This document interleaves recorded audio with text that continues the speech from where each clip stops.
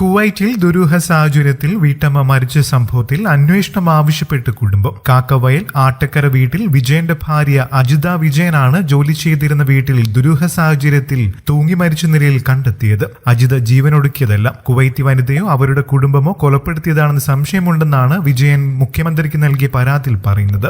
അജിതയ്ക്ക് സ്പോൺസറായ അറബി വനിതയിൽ നിന്നും ക്രൂരമായി പീഡനം ഏറ്റുവാങ്ങേണ്ടി വന്നിട്ടുണ്ടെന്നാണ് ഭർത്താവ് വിജയനും മക്കളും പറയുന്നത്. ഭക്ഷണം പോലും നൽകാറുണ്ടായിരുന്നില്ല.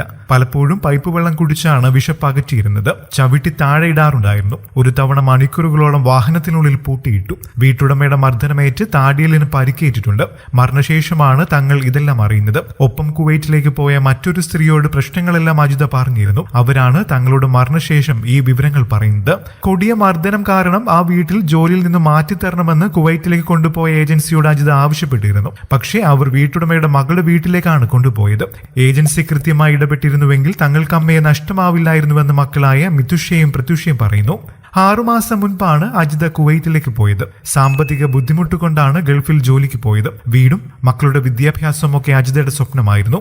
അവിടെ എത്തി 2 മാസത്തിന് ശേഷമാണ് പ്രശ്നങ്ങൾ തുടങ്ങിയത്. മെയ് 15 അവസാനമായി വിളിച്ചപ്പോൾ നാട്ടിലേക്ക് വരാനുള്ള കാര്യങ്ങൾ റെഡിയാക്കിക്കൊണ്ടിരിക്കുകയാണെന്നും അജിത പറഞ്ഞതായി ഭർത്താവ് വിജയൻ പറയുന്നു. 18 വിമാന ടിക്കറ്റ് ബുക്ക് ചെയ്തതായി പറഞ്ഞിരുന്നു. 19 തീയതിയായിട്ടും ഭാര്യയെ ഫോണിൽ കിട്ടാത്തതിനാൽ ഏജൻസിയുമായി ബന്ധപ്പെട്ടുവെങ്കിലും നാട്ടിലേക്ക് തിരിച്ചില്ലെന്ന് മാത്രമാണ് അറിയാൻ കഴിഞ്ഞത്. പക്ഷേ അന്ന് തന്നെ ഉച്ചയ്ക്ക് 2:30 കുവൈറ്റിൽ നിന്നും നാട്ടിലേക്ക് മൃതദേഹം കയറ്റിവിടുന്ന ട്രാവൽസിന്റെ നമ്പറിൽ നിന്നും മകളുടെ ഫോൺ നമ്പറിലേക്ക് പാസ്പോർട്ടിന്റെ ഫോട്ടോ അയച്ചു തന്ന് ഇതാരാണെന്ന് ചോദിച്ച് മെസ്സേജ് വന്നു. അതിനുശേഷമാണ് മരണവിവരം അറിയുന്നത്. സംഭവത്തിൽ രാഹുൽ ഗാന്ധിക്കും നോർക്കയ്ക്കും പരാതി നൽകിയിട്ടുണ്ട്. നീതി കാത്ത് കഴിയുകയാണ് ഈ കുടുംബം.